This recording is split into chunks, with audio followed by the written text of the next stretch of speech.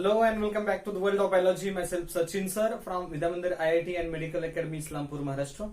We are discussing about the chapter Principles of Inheritance and Variations. And in this chapter, now we will talk about the types of chromosomes. Types of chromosomes.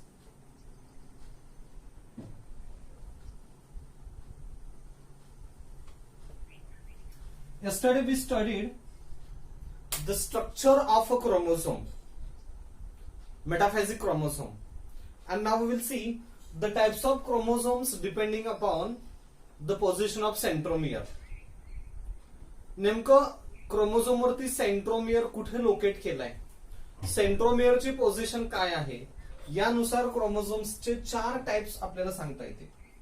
There are 4 types of the chromosomes depending upon the position of centromere. These 4 types are: first, metacentric chromosome; second, submetacentric chromosome; third one, acrocentric chromosome; and fourth, telocentric chromosome. Telocentric chromosome. These are the 4 types of the chromosomes depending upon the position of centromere. नेमकं centromere कुठं आहे, primary construction कुठं आहे chromosome वरती, यानुसार हे 4 types आहेत: metacentric chromosome, submetacentric chromosome, acrocentric chromosome and telocentric chromosome. Okay. In case of metacentric chromosome, centromere is present at the center of chromosome or near to the center of chromosome. Chromosome वरती centromere हा एक तर सेंटरला असेल, middle पोझिशनला असेल, किंवा सम distance away near to the centre, at the centre और near to the centre. Centre किंवा सेंटरच्या आसपास जर सेंट्रोमियर असेल तर तो metacentric chromosome. These metacentric chromosomes, they appear V-shaped during the anaphase. हे chromosomes आपल्याला V-shaped दिसतात anaphase मध्ये. They appear V-shaped during the anaphase because of equal size of chromatids. Chromatid equal होतात ना, कारण सेंट्रोमियर सेंटरला आहे, त्यामुळे क्रोमॅटिड इक्वल साईजचे आहेत. आणि जर क्रोमॅटिड इक्वल असतील तर anaphase मध्ये V-shaped दिसतात. Submetacentric chromosome, in this, the centromere is present some distance away from center. Centromere is present some distance away from the center. Center पासून centromere काहीसा बाजूला असतो. Centromere is present some distance away from the center, so it is known as submetacentric. Meta, that means center. Submeta, some distance away from the centre. Okay, तर हा chromosome आपल्याला असा दिसेल ज्यामध्ये हा सेंट्रोमियर, एक आर्म थोडासा शॉर्ट आहे आणि सेकंड आर्म हा लॉंग असेल, असा क्रोमोझोम आहे. Centromere is present some distance away from the centre and these chromosomes appear L-shaped during anaphase. anaphase मध्ये हे क्रोमोझोम्स L-shaped दिसतात, L आकाराचे दिसतात, कारण याचा एक आर्म शॉर्ट आहे, दुसरा आर्म लॉंग आहे. So they gives L shape during anaphase. In case of acrocentric chromosome, the centromere is present near to one end of chromosome. Near to one end of a chromosome. Centromere हा एका टोकाकडे असतो. Centromere हा एका टोकाकडे असतो आणि म्हणून त्याला म्हटलंय acrocentric chromosome. एका टोकाकडे, पूर्ण टोकाला नाही तर टोकाकडे. So it appear like this. Acrocentric chromosome. Centromere is present near to one end of chromosome and these chromosomes appear J-shaped during the anaphase. anaphase मध्ये असे आपल्याला J-shaped दिसतात हे chromosomes. They appear J-shaped during the anaphase. But in case of telocentric chromosome, the centromere is at the tip of chromosome. At the tip. Centromere is present at the tip of chromosome, and these chromosomes they appear eye shaped. हे chromosomes आपल्याला I shaped दिसतात. They are with only one arm, only one chromatid. एकच chromatid आहे यामध्ये, कारण centromere हा पूर्ण टोकाल असतो. सेंट्रोमियर हा टोकल असतो आणि म्हणून एकच आर्म त्यामध्ये तुम्हाला दिसेल. असे हे 4 क्रोमोसोम्स. हा मेटासेंट्रिक, हा सब मेटासेंट्रिक, हा अॅक्रोसेंट्रिक आणि हा टिलोसेंट्रिक. मेटासेंट्रिक मध्ये काय आहे? Centromere is present near to centre or at the centre. अगदी मध्ये किंवा मध्याच्या जवळपास सेंट्रोमियर आहे, म्हणून ते व्ही शेप्ड दिसतात. Sub metacentric chromosomes L shaped आहेत. Centromere is present at some distance away from the centre. Acrocentric chromosome मध्ये centromere is present near to one end, एका टोकाकडे असतो, म्हणून ते जे शेप्ड दिसतात.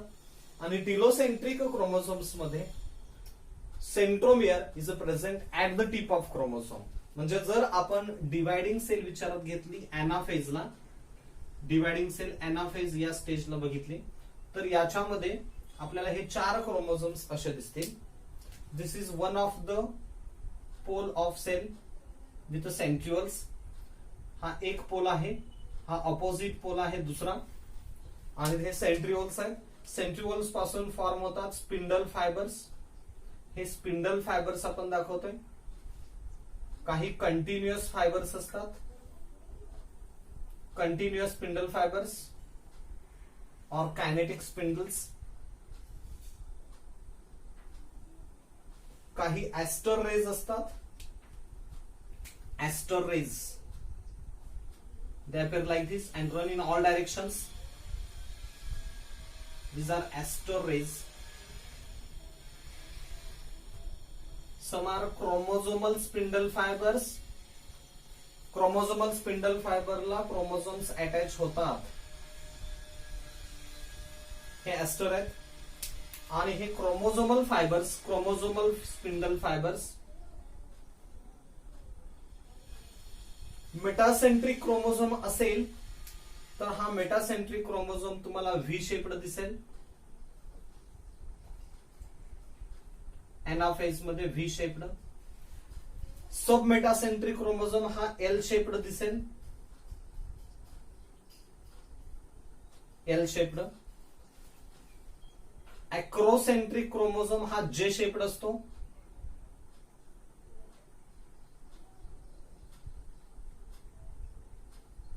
जे शेप्ड. आणि telocentric chromosome I shaped. Okay, so this is the anaphase, and during which the chromosomes appear as V-shaped, metaphasic, metacentric, submetacentric L-shaped, acrocentric J-shaped, telocentric I-shaped. Okay, so these are the types of chromosomes depending upon. Now we will see the structure of X and Y chromosome. I think you know it well that in case of human beings, the diploid chromosomal number is 46. Human cell मध्ये, somatic cells मध्ये 46 chromosomes असतात, ज्याला आपण diploid chromosomal number असं म्हणतो. 2n. Diploid chromosomal number 2n is referred as 46. 46 हा diploid chromosomal number आहे. एकूण 46 क्रोमोसोम्स असतात. This 46 chromosomes form 23 pairs. याच्या 23 जोड्या होतात. 23 pairs. And out of the 23 pair of chromosomes, the first 22 pairs are known as autosomes. पहिल्या 22 जोड्या ज्या आहेत क्रोमोसोम्सच्या, first 22 pair of chromosomes known as autosomes, and the last pair is of 23rd pair is of sex chromosomes. 23वी जोडी जी असते याला म्हणायचं सेक्स क्रोमोसोम्स. आणि पहिले 22 पेअर्स ज्या आहेत, पहिल्या 22 जोड्या ज्या आहेत क्रोमोझोम्सच्या, त्यांना म्हटलंय autosomes. Autosomes they define all the body characters. आपल्या बॉडीचे जे काही कॅरेक्टर्स आहेत, आपल्या बॉडीचे जे काही फीचर्स आहेत, अगदी डोक्याच्या केसापासून पायांच्या बोटापर्यंत, आणि आतले जे काही ऑर्गन्स आहेत, heart, lungs, liver, kidney, stomach, intestine, uterus, kidneys, urinary bladder, ureters, whatever may be the organs are there, हे सगळ्या ऑर्गन्सचं स्ट्रक्चर, त्याचे फंक्शन्स, त्याचं बायोकेमिकल नेचर हे डिफाईन करणारे, आपल्या बॉडीचे सगळे फिजिकल कॅरेक्टरिस्टिक्स डिफाईन करणारे सगळे जीन्स या क्रोमोझोम वरती असतात. पहिल्या 22 पेअर्स वरती असतात, ज्यांना म्हटलंय autosomes. And the third pair define the sex. 23वी जोडी जी असते, नॉट थर्ड, 23rd पेअर, 23वी जोडी जी आहे ती सेक्स डिफाईन करते. म्हणजे तो ऑर्गॅनिझम मेल आहे का फिमेल आहे हे या पेअर वरती अवलंबून असतं. 23rd pair determine the sex, so called as sex chromosomes. आणि sex chromosomes are also known as allosomes. Sex chromosomes are also said to be allosomes. Somatic characters, body characters defined by autosomes, but sex characters are defined by allosomes or the sex chromosomes. In case of human beings, the males are homogametic. In human, males are heterogametic, not homogametic, they are heterogametic. In human beings, males are heterogametic. They produce two different types of gametes, and females are homogametic. Human beings मध्ये male heterogametic आहेत. They produce two different types of the gametes. So there are two sex chromosomes in a male as X, Y. Male मध्ये sex chromosomes असतात X आणि Y. But the females are homogametic. Females या homogametic असतात. Females are homogametic and they produce similar types of the chromosomes, gametes. They produce similar types of gametes as XX. म्हणून sex chromosome XX येते. Male मध्ये 2 sex chromosomes आहेत XY. Different allosomes आहेत, different sex chromosomes आहेत, म्हणून तो हेटेरोगॅमेटिक. तर females मध्ये दोनही सेक्स क्रोमोझोम्स आयडेंटिकल आहेत XX, म्हणून फिमेल्स होमोगॅमेटिक असतात. Female produce similar gametes, similar eggs containing X chromosome. Female एक सारखे गॅमेट्स तयार करतात ज्यामध्ये X क्रोमोझोम असतो, sex chromosome. But the males produce different gametes.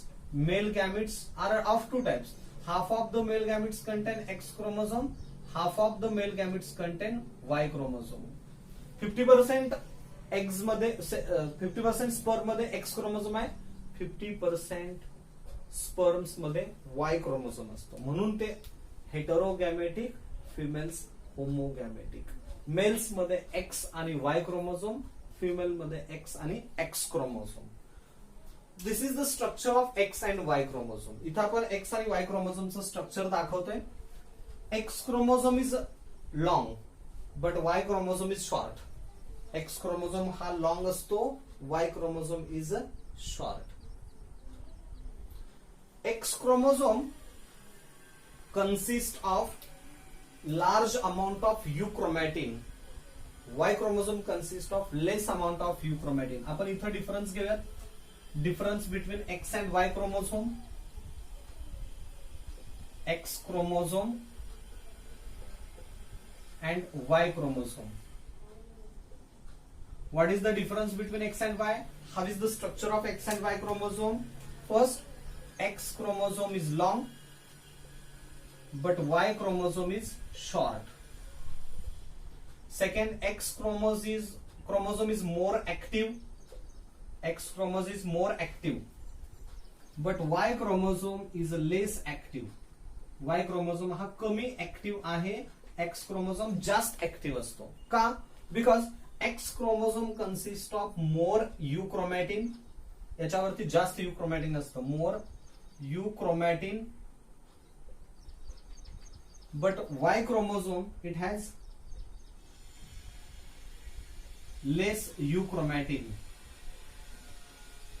Euchromatin is a part of DNA which is functional one. जो DNA चा part functional असतो त्याला युक्रोमॅटिन म्हणतात. इथं एक्स क्रोमोझोम मध्ये युक्रोमॅटिन जास्त आहे, हेटेरोक्रोमॅटिन कमी असतं. वाय क्रोमोझोम मध्ये युक्रोमॅटिन कमी आहे, हेटेरोक्रोमॅटिन जास्त आहे. Okay, so x chromosome is long, Y chromosome is short. X chromosome is more active, Y chromosome is less active. X chromosome contain more euchromatin, Y chromosome contain less euchromatin. Next difference is that X chromosome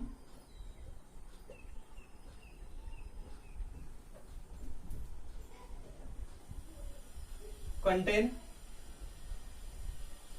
more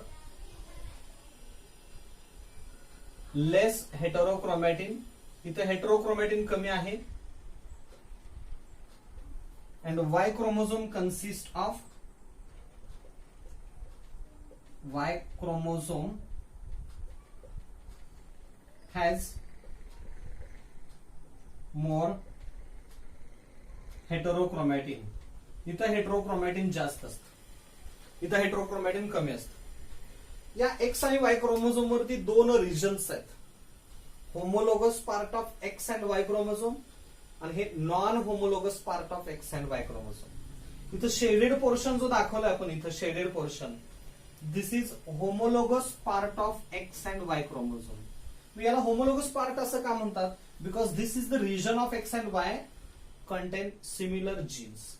इथं एकसारखे jeans असतात, म्हणजे समजा इथं capital ए असेल तर इथंही capital ए असेल, इथं बी असेल, कदाचित इकडं स्मॉल बी असू शकतं, पण हे अल्टरनेटिव्ह फॉर्म ऑफ जीन्सचे आहेत, त्यामुळे सेम जीन्सच म्हणावं लागेल. इथं कॅपिटल सी असेल, इथं कॅपिटल सी असेल किंवा स्मॉल सी असेल. इथं समजा कॅपिटल डी आहे, इथं स्मॉल डी असेल. म्हणजे similar alleles, similar trait define करणारे जीन्स इथं असतात, सेम पोझिशनला, सेम लोकसला. So this is the homologous part of X and Y.